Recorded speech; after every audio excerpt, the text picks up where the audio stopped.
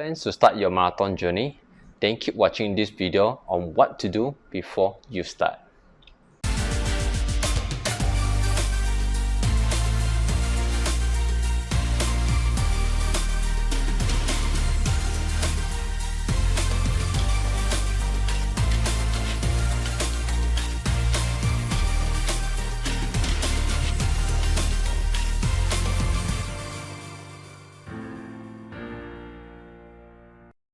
Hi, Albert here and welcome to this channel. For disclaimer, if you are first time planning to run any marathon races or plan to embark on this journey, I do suggest that you spend about 6 months at least to slowly build out your fitness and mileage. I don't personally suggest you jump straight into a full marathon races of 42 km, but I do suggest that you go with a shorter distance like a 5K or 10K races first along the way as you prepare for a longer distance.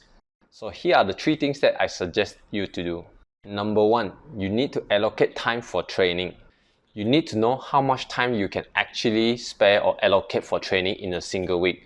It depends on your work commitment. Some of you will have more spare time in the morning, some of you will have more spare time in the evening, or sometimes you can train even both in the morning and evening. But I do suggest that you start at least to do once a session a day for 7 days a week. So minimum, if you can't have 7 days, at least choose about 5 days to allocate, because for marathon training, you really need time to build up the mileage.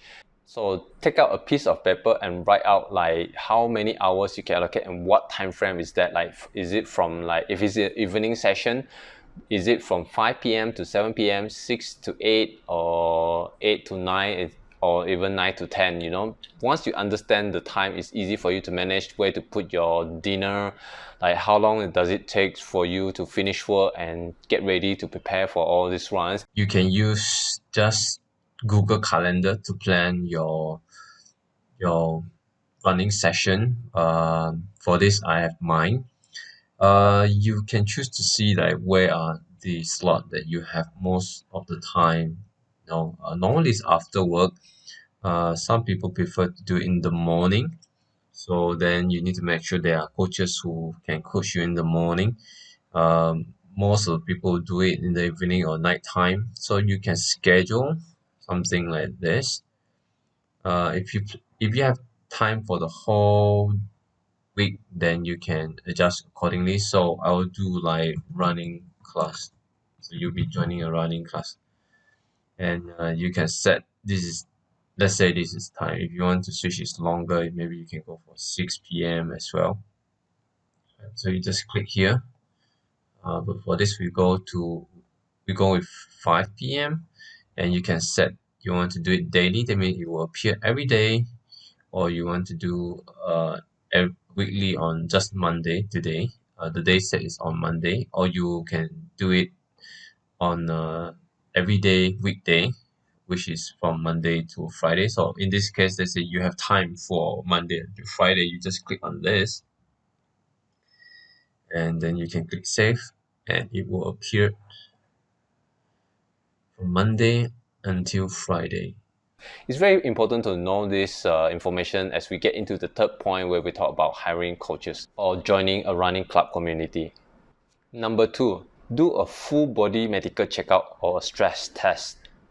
Though the percentage of people reported dead from running is very low, it's always safe for you to conduct a full body medical checkup and do some stress tests for yourself for a safety purpose. The test result allows you to know your current condition and whether you are fit to take part in such an activity. So I think for whatever package you need for the medical checkup, you can visit any of the medical center on their website. So you look something like this. This is from the National Heart Institute of Malaysia. So there's a lot of packages like executive health wellness packages, so you can click in and view like the price and what is offered in all this. I think this is the basic thing you can do, like chest x-ray, lung function test, full blood count, liver function test. So these are the normal tests you can do. But if you really want to go extreme, you can actually select the athletes package. This include, I think they're gonna have the VO2 max test. So they have consultation, ECG, VO2 max, chest X-ray, body fat composition analysis, so the urine, full blood count, kidney, liver. So this is the reactive protein analysis. So for beginner, I really think that you can just go with the wellness packages, right? It's cover everything, except no VO2 max test, right? Because you're not fit enough to do the VO2 max test. You can do some VO2 test. I think the stress ECG test, you can do that. So yeah, that's it. If you do not have the budget, you can just do the full blood test, which consists of the hematology, the liver function test, the kidney function test, as well as the cholesterol level checking. Just to let you know that even you have conducted the test, you will not able to screen through for all the problem that you have in your body, just a certain kind of issue that you have based on the test result. And it also doesn't reflect your future condition, because 3 months down the line things can change, and whatever is healthy now, something can turn very bad in the future depending on your lifestyle and the things that are happening around your life. Next, we go to the third point, which is to decide how you want to achieve the goal.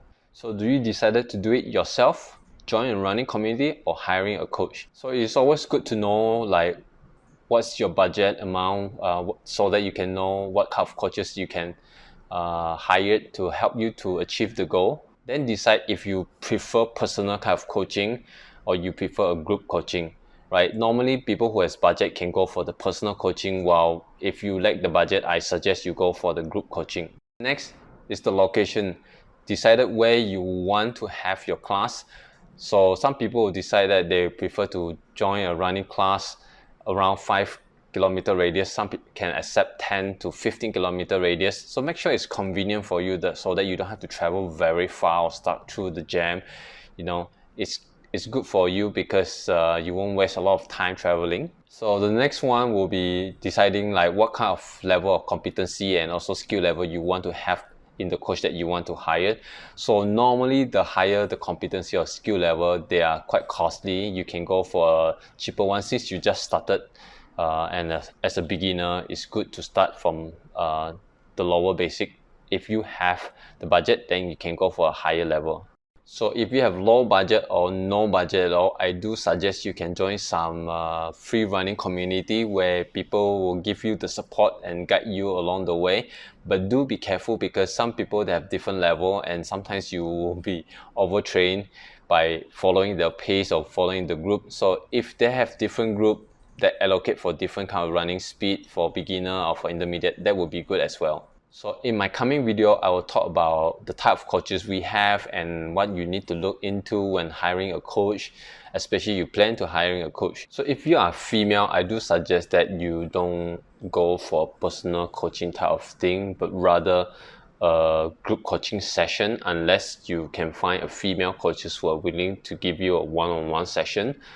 In terms of a group coaching session, it's more beneficial for you, especially female are sometimes slightly slower, so that if you have more female in a group, you can run together, especially from the same speed. Some group coaching do provide running in groups according to their speeds, which can help, especially those who has more beginner kind of running group. So there you go, the 3 things you need to do before you start. So if you like the information provided in this video, do click like, subscribe and hit the notification bell button to find out more videos coming in the future.